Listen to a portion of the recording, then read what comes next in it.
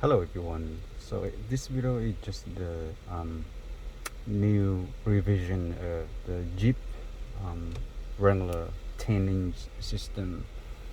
The reason we do this because if you know or if you remember, we got this car fit with our new frame before, and in that video I also mentioned that the frame was not 100% fit into the car like factory one.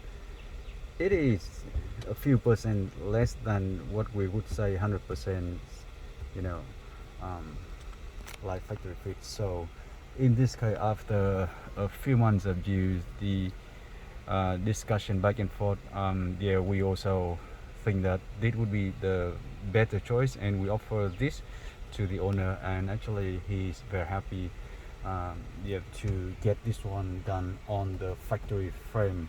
So this one, it is the factory frame and our new system stay on that, and definitely it is something, making the dash stay as factory as it is and nothing different.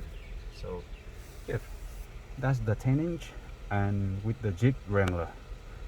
This one is 2011 Jeep Wrangler, and yep, if you know that we have the same thing like this, we definitely will do it on your factory dashboard. We don't use our plastic frame anymore because it doesn't make it 100% like factory look.